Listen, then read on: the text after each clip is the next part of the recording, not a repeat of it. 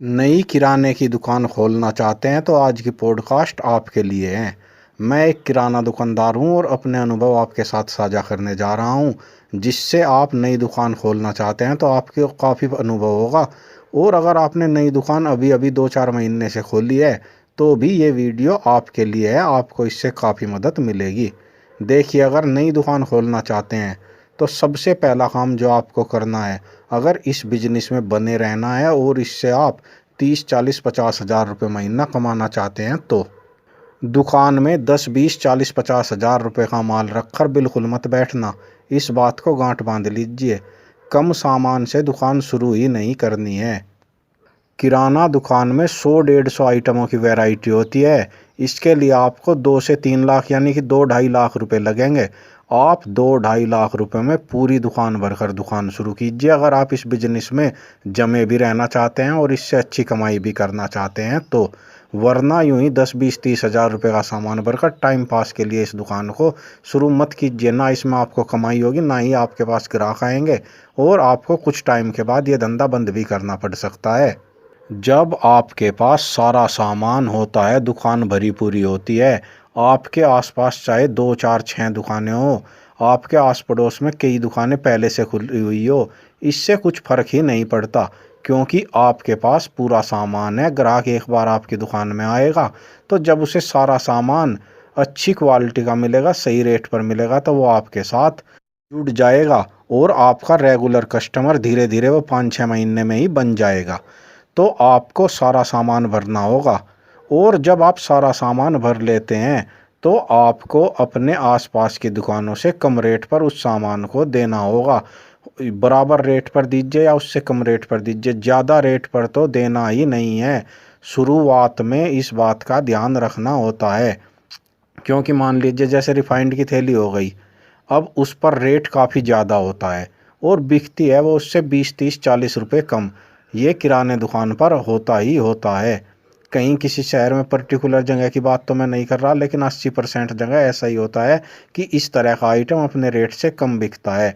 अगर आपको अनुभव नहीं है और आपने सामान रेट टू रेट बेच दिया और दुकानदार आपसे 20 रुपये 30 रुपये कम ले रहे हैं तो आपके ग्राहक चले जाएंगे। इसलिए आपको इन सब बातों का ध्यान रखना है ताकि कस्टमर को आपकी दुकान पर जो सामान मिले वो सही रेट पर मिल सके, जिससे वो दोबारा भी आपकी दुकान पर आ सके।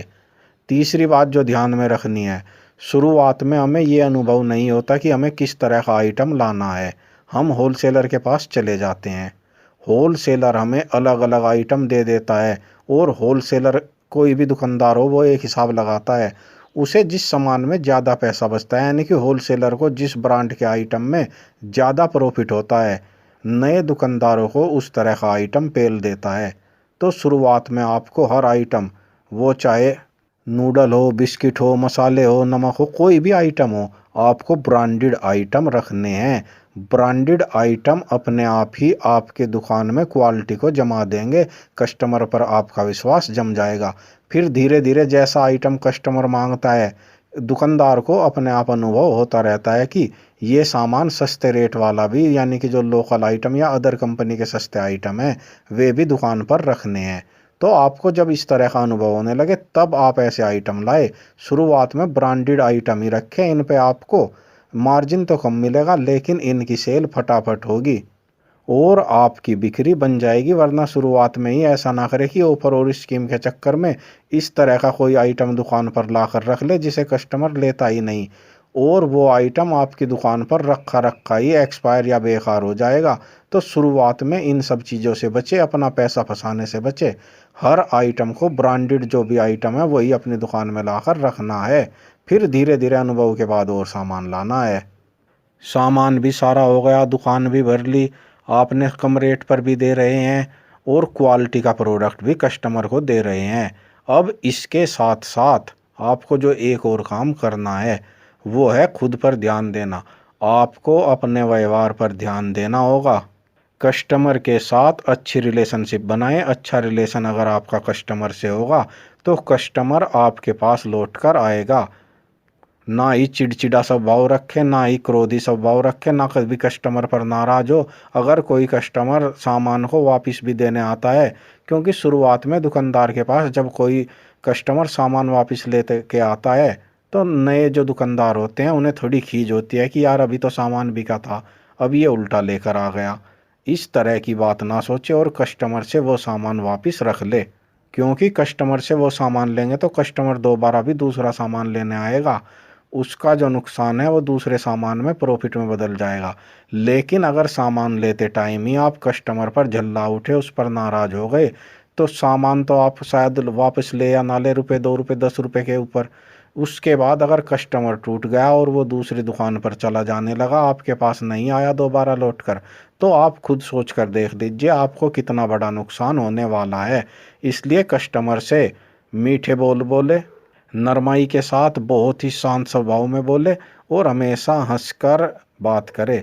साथ ही खामोश से ना रहे, कोई भी कस्टमर आए वो सामान मांगे आप चुपचाप दे दे और उससे ना नज़रें मिलाए फिर काउंटर पर बैठ जाए, ऐसा बिल्कुल भी ना करें।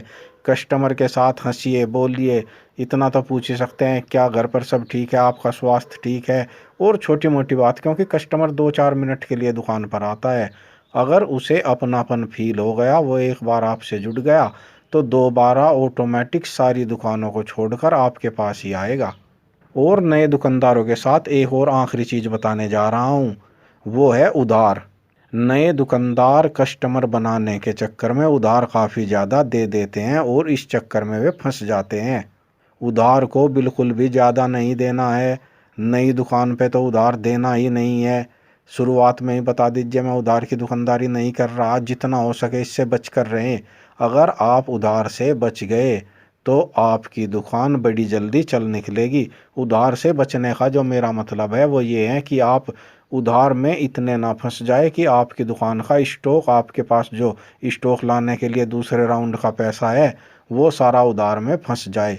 बल्कि उधार थोड़ा थोड़ा दीजिए और टाइम पर लेते रहिए, इससे आपकी दुकान और आपका प्रॉफिट हमेशा चलते रहेंगे, बढ़ता रहेगा।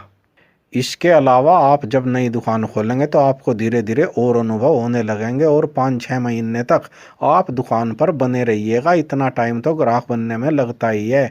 आप ऐसा मत सोचिएगा, कुछ दुकानें ऐसी होती हैं जिन पर महीने 20 दिन में ही ग्राहक जम जाते हैं, लेकिन कुछ ग्राहक ऐसे होते हैं जो धीरे धीरे देखते हैं कि नया दुकानदार है, पता नहीं मार्केट में जमेगा भी या नहीं जमेगा, या जब वो दूसरे कस्टमर से पता कर लेते हैं और पक्का हो जाता है कि दुकानदार अच्छा है, वो तब आकर आपकी दुकान के नए ग्राहक बनते हैं।